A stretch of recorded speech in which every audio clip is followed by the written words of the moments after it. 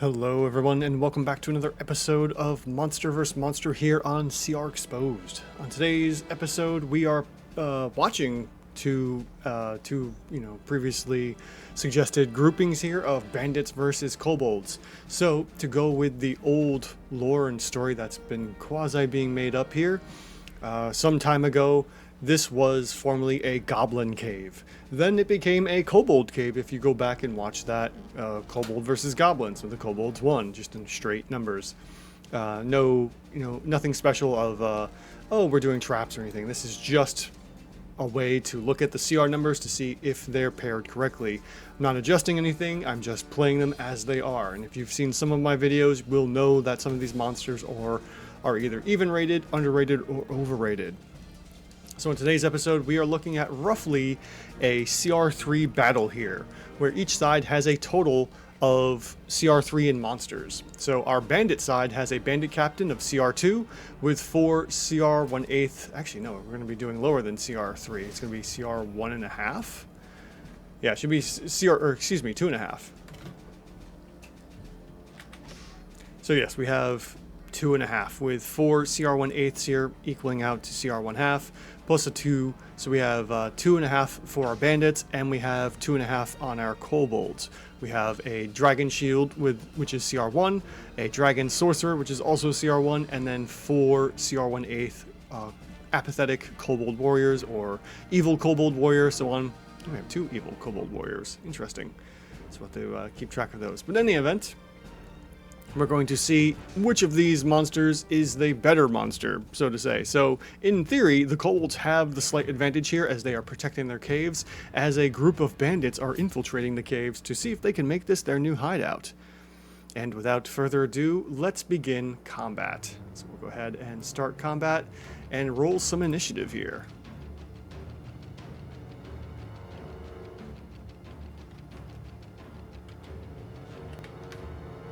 Okay, I just had to make a couple adjustments here as I just updated to version 13 of Foundry and some things got turned off. So I've adjusted and made sure my monsters look good, and now my bandits are a little bit bigger. We've gotten rid of the floating humongous turn marker, which it would be great if we could turn that like translucent a little bit, and then shrink the kobolds down so that they look tiny. So first of all, we have a couple kobolds going, some bandits, some kobolds. You know, it's a good mix-up as our combatants are ready to fight. So first off, we have our foolish kobold warrior here, which is have a dagger that we can use. We also have pack tactics and sunlight sensitivity. So we're going to go ahead and see about hiding in the dark here. So we're going to go ahead and maybe move our kobold over here to the side, since they're already well aware that their tunnels are being invaded. So we're going to see how they do with a little stealth check here. All right, and with that, let's go ahead and roll our dexterity check here for the skill to see what we get as he tries to hide. All right, 16 for an 18. That is definitely higher than our bandit's passive perception. So we will go ahead and say that our kobold here is invisible, so we should have a little, just a little, there we go. Nice. Oh, cool. I like that it even makes them look invisible. That's neat. Okay, so that is their turn. They've moved, they've acted, no bonus actions. So we'll move on to the other, the next kobold warrior here. So they're going to go ahead and move along, and also maybe duck down here and hide as well. So we'll go ahead and roll another hide check for them. That dex save, well, not dex save, but a stealth check. So they got a total of a 12. They are likely not going to be, that one's probably likely going to be visible here.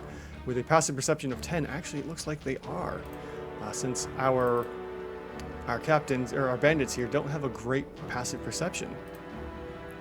All right, so we will go ahead and mark this guy as invisible as well. Alright, so that's 2 kobolds there. Next we have the underpaid bandit. Let's go ahead and take a look at this one. This bandit has a torch, as we can see here, so they've moved 2. They're going to start investigating the area a bit, and with without anything. They don't know. Obviously, they don't see that the kobold is right next to them, which is pretty bad. Line of sight, they can't see this other one, so they're going to just kind of move in and go into a defensive posture. So we're going to say, let's see here. Do we have a dodge? We should have a dodging. Okay. So our first bandit here is kind of going on a defensive action. Up next in round 1 here is going to be our kobold dragon shield. And the dragon shield, while the dragon shield normally has a movement of 20 feet, I don't understand why. I'm not going to use that. I'm going to instead stick with the traditional walking speed of 30. So our first kobold here is going to come on out and probably jump right in here since they can hear the bandits coming and go in for an attack. It looks like regardless, with kitty quartering, I could still get there with 20 feet, which is perfectly great. So let's go ahead and make our first attack for round 1 as our kobold here, the dragon shield, can attack. They do have a multi-attack of 2 spear attacks, so they're going to go ahead and come in and hit with the pointy end. Oh, actually, this is an advantage because there is a hidden kobold technically right next to him. So we have a 19, which does hit, but we're going to go ahead and roll this one more time just to see if they get a critical or not.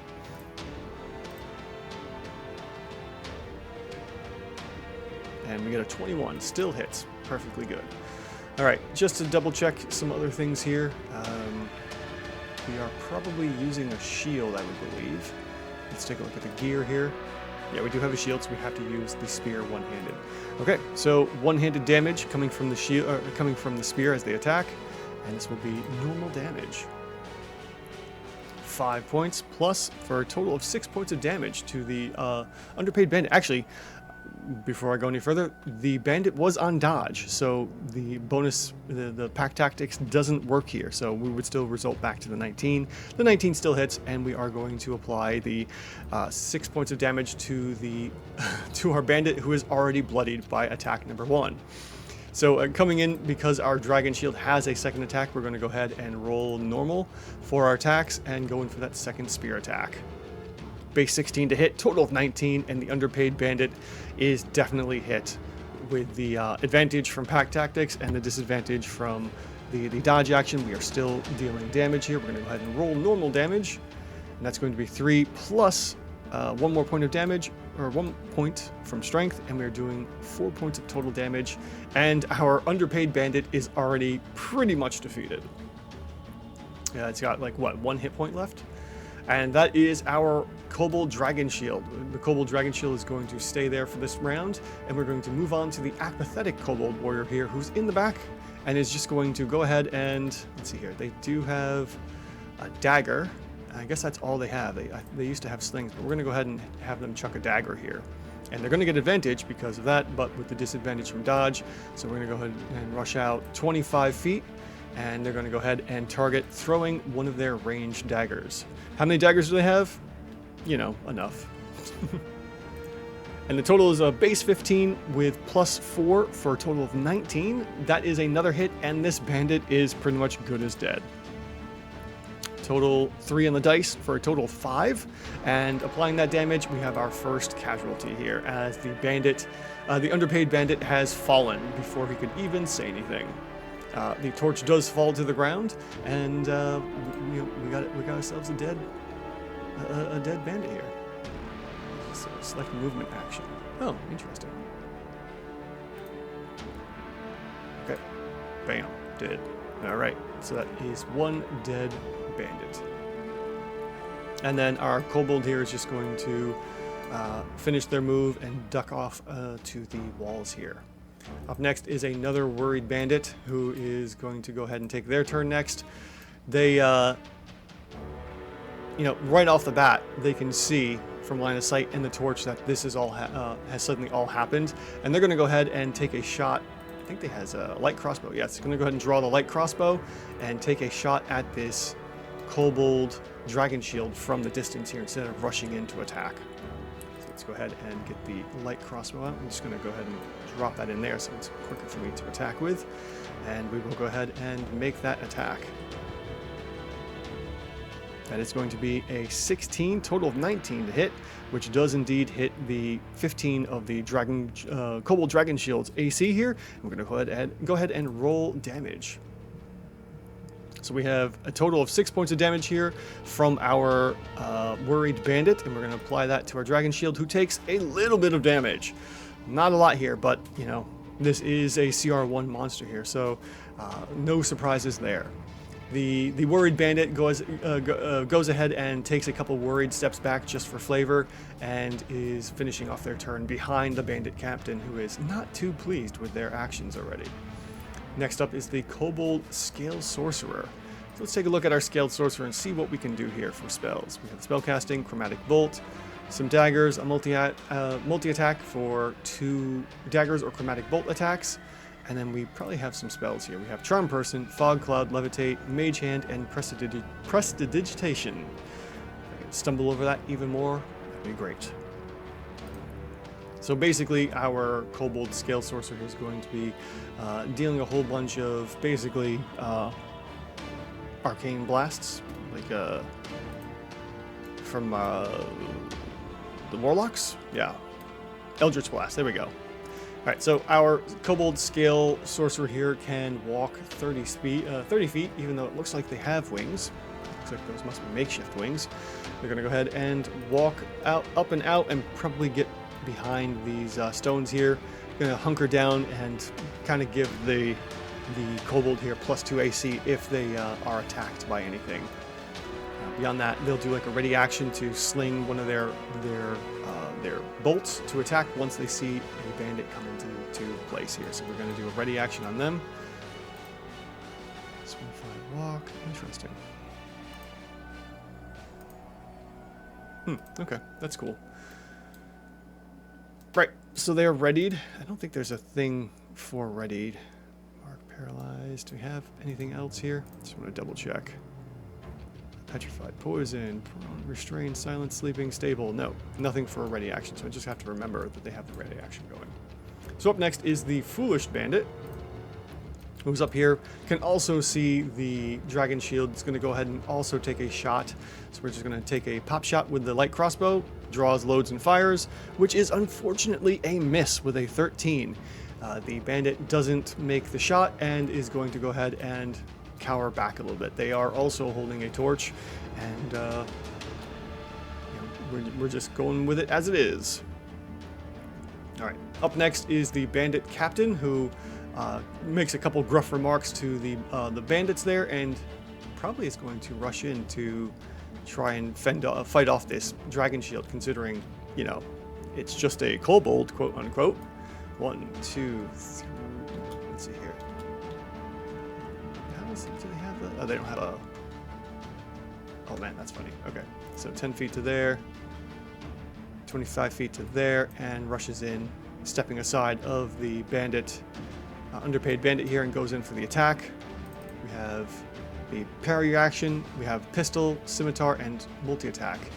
Let's see here. The bandit makes 2 actions using scimitar and pistol in any combination. Interesting. So we do have a ranged combat. Oh, okay, so we can just kind of do either or. Actually, that's fascinating. We'll go ahead and back this up a little bit. We'll have him have the Bandit Captain go to here instead, and we'll shoot at the Dragon Shield from this vantage point here instead of going all the way up, because that would be silly. They do have ways of dealing with these monsters. So let's go ahead and attack with the pistol. Just bring that down into my thing here to make this easier. Take a couple shots at the Dragon Shield. Oh, that is a critical fail. Unfortunately, we're not doing anything with critical fails, and we are just going to move on to the second attack as the Bandit Captain here quickly reloads their flintlock and goes in for a second attack. Ooh, that was almost a 15 for a total of 10, unfortunately, rolling that 5, and the 2 shots miss as these attacks from this pistol just kind of bounce off the shield of the Dragon Shield here for our Kobold. From that, we're going to go ahead and obviously have the Bandit Captain take a couple steps back and flank the sides, calling for the other ones to kind of do the same and get ready for incoming. We then have our last Kobold to go, which is going to be our second of 2 evil Kobolds here, and this Kobold is going to rush on up and also kind of go hidden. We'll say this guy also goes invisible, or at least tries to hide. Actually, no, we have... How far have they gone? 15 feet? They'll go to here, and then spend an action to turn out and snuff out the torch that's going on here. So we're going to get rid of the torch, and they now have 5 more feet, and is going to back up out of the range of the light here. So they are now invisible. Okay, so that is good work for them. And then we finally have the last bandit to go for round 1 here with the doubtful bandit, who is doubting why they came on this job. I'm gonna go ahead and move up, target the dragon shield as well, and we'll take 1 shot due to the bandit captain's orders. That's going to be a base 13, total of 16, which does hit for a total of, let's see here, that D4, no, it's a D8. 9 points of damage. That's right? Light crossbow, yep, 9 points of damage to the dragon shield, who is now taking a decent hit. We're almost getting to about halfway for our dragon shield here. And then the doubtful bandit is going to move back a little bit and kind of spread out a ways. All right, so that ends round 1. We'll go ahead and do at the top of the round here, just for the fun of it, we'll do our third-party Devastator, which I don't have one set up, but we'll see what happens.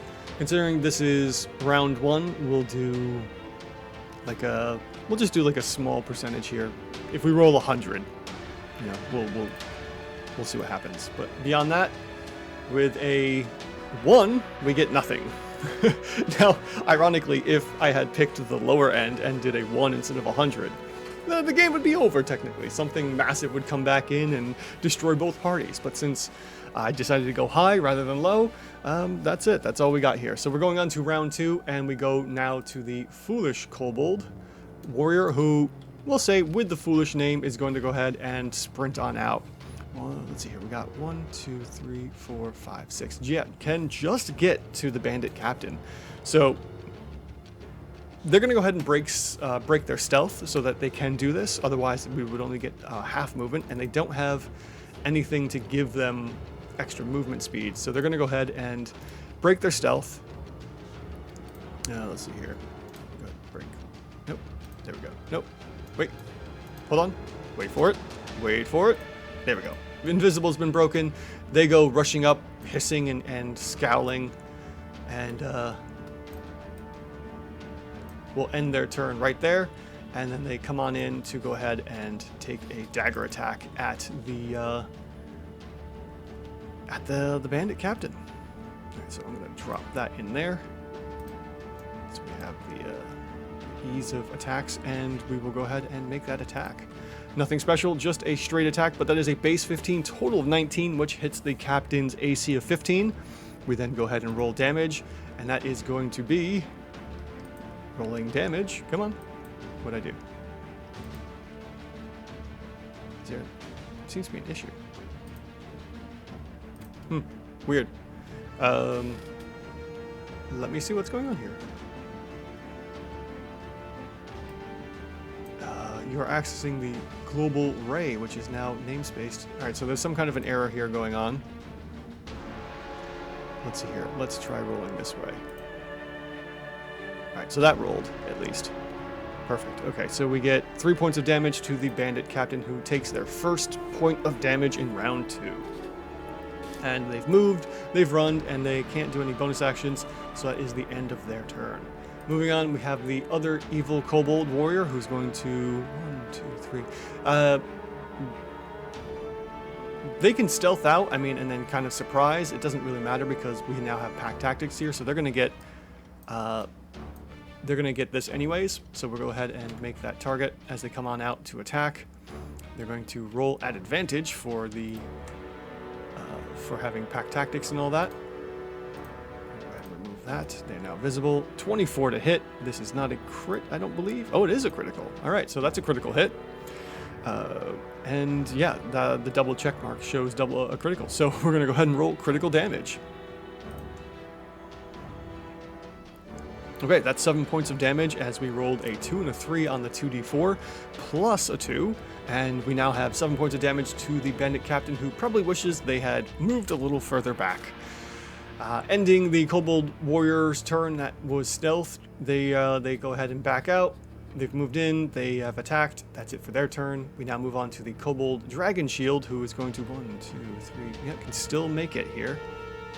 There's 10 feet. Even with the hand-waved 20 feet, the kobold dragon can make it and goes ahead in for the attacks against the bandit captain. This is already looking terrible for the bandit captain with 2 multi-attacks. The bandit captain here, oh, I forgot about the parry. I knew the parry was something. All right, so we'll see what happens here. I'll use the parry for this. So we'll say we have two attacks here with the spear. So I'm going to drop the spear over here, just so I have that for use. And we will make our advantage attack due to pack tactics. And a nice big old mighty swing is going to miss. Second attack, as another jab comes in, so we have a total of 21. The AC is 15, so the parry wouldn't work anyways. And we will go ahead and roll damage on that attack.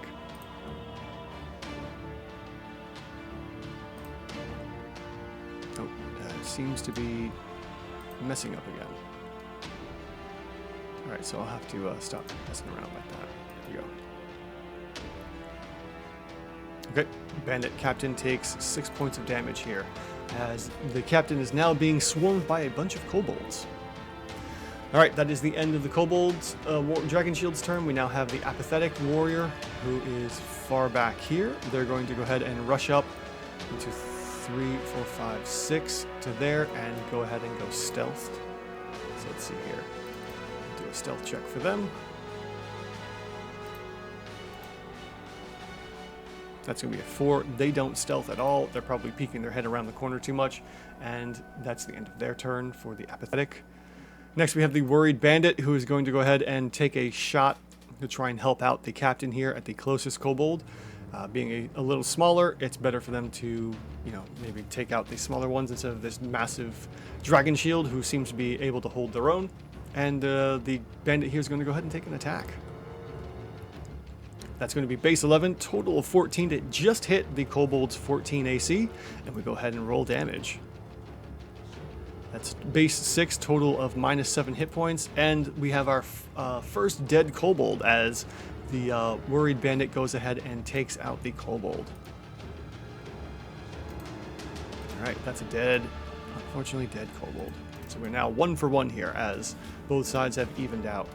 The worried bandit kind of like makes this look as like, haha, got him, and stays where they're at, loading up the crossbow for the next shot. Up next is the scale sorcerer, who is still far behind and is going to go ahead and move up 30 feet and actually can get a line of sight here. Just to verify, we can see here that our sorcerer has a clear line of shot to this this bandit right here. So they're going to go ahead and take a shot with their chromatic bolt. Just drop that there. And chromatic bolt, go, as I change the target. That's going to be base 17, total of 21 to hit. And the chromatic bolt doesn't have a damage button. That's fine. Probably because it does one choice, so it doesn't really matter at this point. We'll just say lightning damage. So the chromatic bolt shoots out and deals so much of base total of 2 4s, so 10 points of lightning damage as the bandit is struck, bloodied, and left with 1 hit point. Wow. Yeah, our bandits only have 11 hit points total. So that's that's that. And our sorcerer has a multi-attack, so they get to shoot again, and is going to go ahead and take the shot to probably finish off this this bandit here. Oh yeah, with a base 18, total of 22, the sorcerer goes ahead and takes another shot, defeating the... Oh, here we go. Defeating the bandit for a 3 and a 4, 9 points of damage this time instead of 10, and the bandit has been defeated. That's another dead bandit. All right, so we're really moving along here. Our kobolds are starting to fight back, and our bandits are not looking so great. Up next is the bandit captain. The bandit captain is going to go ahead and draw out their scimitar and go ahead and take a swing at the foolish kobold warrior here, since that one's a little easier to deal with, and we'll, reduce the numbers here a little bit. So I've got the flintlock. I need to get the scimitar out. Just drop that in there. Probably completely... I should have gone up. That was my mistake. Actually, can I undo that? No, can't. All right, it's gone. That's fine. So yeah, they're going to go ahead and take a swing at the kobold warrior there. And for a natural 20, that is going to be a dead kobold for sure. Critical hit with the scimitar is going to end up with double fours here for a total of 11 points of damage. And that is another dead kobold. All right, so we have 2 basic kobolds down. We have two basic bandits down. We're still kind of even here. Sides are looking good as we are winding down on round 2. And we will go then as the captain goes to make a swing against the dragon shield here. But you're because I'm controlling the wrong target. Okay. So that's base 10. Total of 15, which does hit the Dragon Shield Warrior for normal damage. We're going to go ahead and roll that out for D6. 5 damage on the 6 for a total of 8, and our Kobold Dragon Shield is bloodied. All right, so tides may be turning here for the for our bandits. Who knows? We'll see what happens in a little bit. Up next is the Evil Kobold Warrior, who's off to the side here, and is going to probably rush in to help the Dragon Shield. So we're going to go ahead and just get rid of that kobold since they are gone. Actually, all right, I'll just move you there. 1, 2, 3, 4, 4, and 5 goes in to attack the captain. And actually, no, they would probably just stay back and throw some daggers. Yeah, we'll have them do that instead of getting right up there to attack. Or they could just do something like this. Go like that. That would be a little easier. Line of sight. Right here. 1, 2, 3, 4, 5, 6. Perfect. They rush on out, and actually the target-rich environment here. They could help out the captain. Yeah, they're going to help out the captain for pack tactics for sure. So they're going to go ahead and throw a dagger at the captain for... it should be another D20 there. Let's just roll one more to see if they get higher than 12. And that's a natural 20. Okay, so that's going to be a critical hit on the bandit captain here. So we're going to go ahead and roll that critical damage for a 2 and a 4, total of 8 points of damage, and our bandit captain is almost bloodied. About halfway down and still holding strong. So that is the Kobold Warrior's turn as they rush on out to help. And then we have the Doubtful Bandit here. The Doubtful Bandit is going to turn, take a shot, and shoot the Bandit Warrior the Kobold Warrior that just came in with their light crossbow. It's going to be a base 6 to hit, total of 9, which does miss, as this Bandit here is probably spooked by the rushing out of the darkness Kobold here. Alright, so that's the end of round 2. We will go ahead and drop our percentage from 1% to 2% and roll a D100 to see if we get a 99 or 100 now. Well, we ended up rolling an 84, and no luck for our, mid-round or third-party Devastator. Alright, starting top of round 3, we have the Kobold Dragon Shield, who's going to go ahead and continue the assault on the bandit captain. 2 spear attacks. Anything else? Multi-attacks? No. Heart of the Dragon. Yeah, that doesn't really matter, I think. Yeah, it doesn't matter in this case. Okay. So we're going to go ahead and take a couple shots with their spear here. No pack tactics, but that's still a 20 to hit. And that is going to be a total of... damage-wise, let's see here. 4 on the die for a total of -5 points of damage, and our bandit captain is finally bloodied. We now go in for another attack. Second attack, 16 base. That does hit for a total of 19. And we roll some more damage here for 2 on the die, total of 3. A little bit more damage to the bandit captain here. All right, so we are looking at, as we are at the top of round 3 here, we have 4 kobolds, 3 bandits. Our bandit captain is bloodied. Things are looking okay so far. Oh, they should be right around here. And they should be up here. I guess my Control Z's moved them back. Okay. I was wondering what happened. Alright, so let's continue on. The kobolds are bolstered by their numbers. They still have 4 to 3 here, but the numbers are roughly even. So no one's really running yet. We'll see what happens at the end of round 3. Apathetic kobold warrior here is going to go ahead and charge on out. Probably going to rush in to help the kobold dragon shield since, you know, pack tactics. And we'll go ahead and jig with the dagger.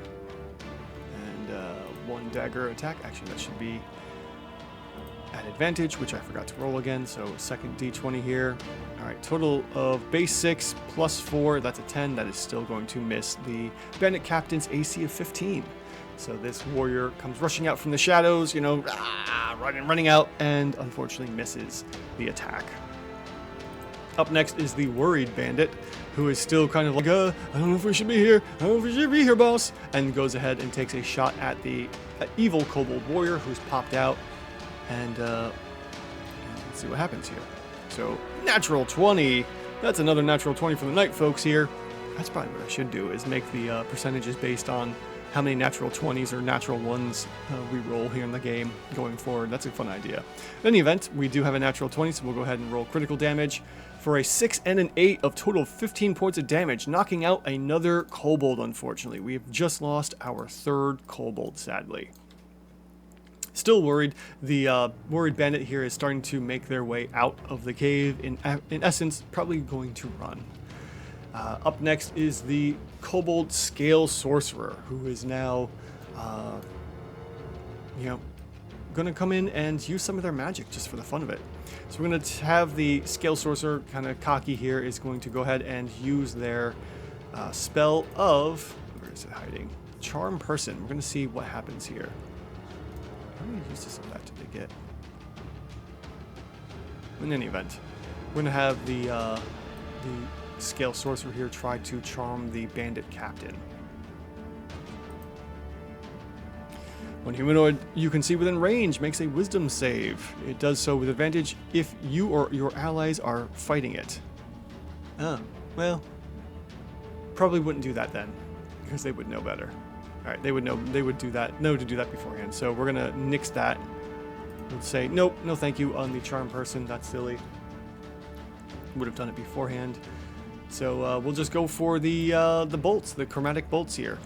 And let's see here. That's going to be in the way. So he's going to go ahead and take a look here at the doubtful bandit and take a shot over this way. So we're going to go ahead and roll that. That's going to be a 7 for a total of 11, which misses just barely. And then we'll go ahead, curses in Kobold and goes ahead and takes another shot at this doubtful bandit here. That's going to be a base 12, which definitely hits. Total of 16, rolling 2d6. No, rolling 2d6. There we go. That's going to be a total of 1 and 2. Ooh, very little damage here. 5 points of damage that just bashes right into this doubtful bandit here. We'll say it's acid damage this time. And the bandit gets blasted in the chest by acid damage and, takes the brunt. Like, oh! And, they're hurt but not bloodied. All right, up next is the bandit captain. Sees that another kobold warrior has come up to help. He's going to go ahead and switch to move and cut down that kobold since the last one was so effective. And we'll go ahead and roll to target that one once I have the right token selected. Base 7, total of 12, which is a miss. And to our shock and surprise, goes ahead and has to swing again to try and take out this kobold. Another base 7. That's two 12s, which misses the apathetic kobold warrior, sadly. All right, we now move on to the doubtful bandit captain, or excuse me, the doubtful bandit. They just got slammed by the sorcerer. They're going to go ahead and take a shot at the sorcerer, maybe hopes to drive the sorcerer off, and will attack. That's a base 3, which goes wide and misses the sorcerer as the sorcerer like ducks out of the way. All right, we are now at the bottom of round 3. We're going to go to the top of round 4 and do ourselves another D100 third round, or third party devastator here. So with the D100, we end up rolling a 3. If this was low, we would have had it again with a 1 and a 3 on rounds 1 and 3. Something weird is kind of going on here. All right, so let's take a look at the battlefield here. We are now seeing that our kobolds are technically outnumbered. We are down, the CRs are a little off, but not too terribly much so. We are looking at the dragon shield, and the dragon shield is all about protecting the clutch here. So the dragon shield is not worried about running. They are dutiful, and they are staying to the cause of protecting their home. So the dragon shield's going to go ahead and continue assaulting the captain here with 2 spear attacks. Let's see what happens. We do have advantage on the attack here, so we're going to go ahead and roll advantage. Base 19 to hit, that's a 22 total, and that will indeed do some damage here. D6 of piercing damage. We have the minimum damage of only 2 points of damage to the bandit, which is still pushing them closer to the what I call critical damage here. All right, moving on to the second attack for the spear attacks. We have almost a natural 20, total, or base 18, total of 21. That is going to be, again, some damage here with our D6. And that is, maximum damage this time. 6 plus 1 for a total of 7. And the bandit is now in critical, the bandit captain, excuse me, is now in critical condition. Moving on, we have the apathetic kobold warrior, who is going to go ahead and also take an attack, helping out the dragon shield with their dagger at advantage for pack tactics. And we will go ahead and roll that out. That's going to be a base 10, total of 14, which just misses the bandit captain's armor. All right, next we have the worried bandit captain, who is still kind of hesitant about staying here. Only can really, we'll help. It's going to help out the captain and take a shot at the dragon shield here, and we'll take 1 attack with the light crossbow. Misses with a base 3, total of 6, and they kind of go back to where they're standing here, ready to flee at a moment's notice. Next is the Scale Sorcerer, still upset and angry that they couldn't really hit the bandit and knock them out. They're going to go ahead and take another Chromatic Bolt, Base 11, total of 15, hits the bandit and deals some damage here. So let's see, what do we do for damage? No, I don't want to roll the attack, I want to roll damage. There we go, 2d6, likely going to take out the bandit this time.